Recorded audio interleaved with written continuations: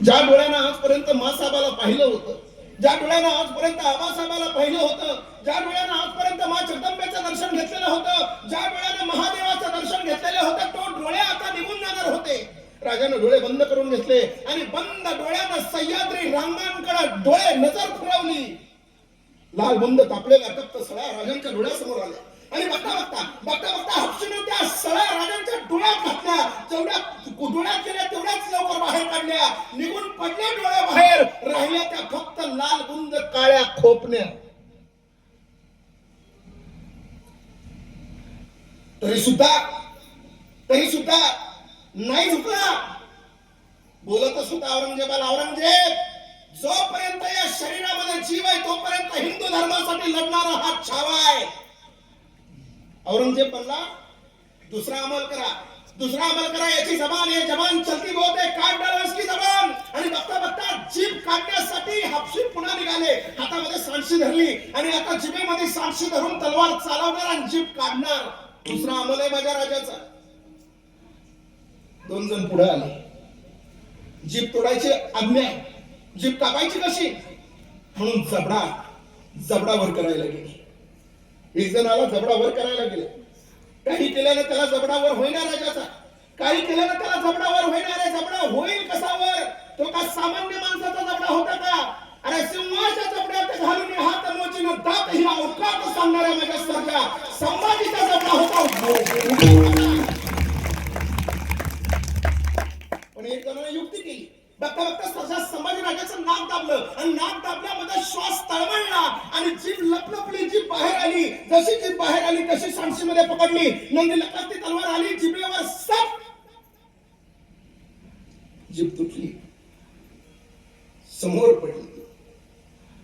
जीभ सुद्धा राजापासून पोरकी व्हायला तयार नव्हती.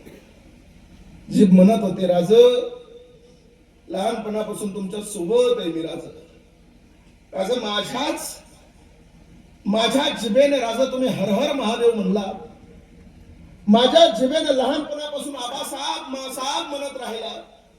राजा माझ्याच जिभेने तुम्ही लहानपणापासून आबासाहेबाला हाक मारत राहिला.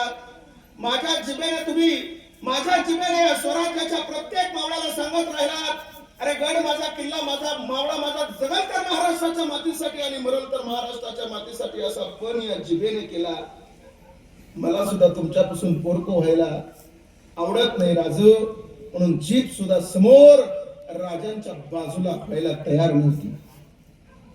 40 दिवस अंमल केला. पोरांनो, एक गोष्ट लक्षात ठेवा, 18 फेब्रुवारी पासून तर 18 मार्च पर्यंत माझी विनंती आहे तुम्हाला, एवढं सुंदर शिवाजी महाराजांवर प्रेम दाखवलं ना तुम्ही शिवजयंती विषयी, छत्रपती संभाजी महाराजांवर सुद्धा प्रेम दाखवा.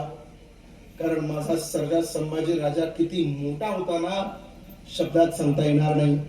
माझी विनंती असेल तुम्हाला, हा महिनाभराचा बलिदान मास तुम्हाला जसा पाळता येईल तसा पाळा. चप्पल नाही घालता आली, चप्पल घालू नका. कोणाला दाढी राखायची, दाढी राखा. तुमच्या शरीराला जेवढा त्रास करून घेता येईल, त्रास म्हणजे वैचारिक त्रास, तुमचे कपडे तुम्ही इस्त्रीचे घालता, रोज घालता, 1 महिनाभर मळके कपडे घालून बघा, तुमच्या जीवाला कसं वाटतं. 40 दिवस आयुष्य आरामात राहणारा राजा रक्ताळेच्या थारोळ्यात पडलेला होता, रक्ताळलेला होता.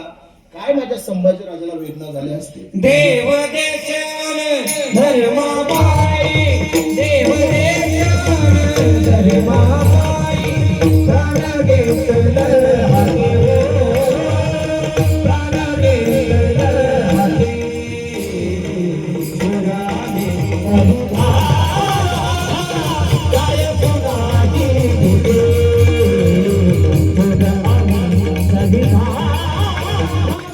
Bye.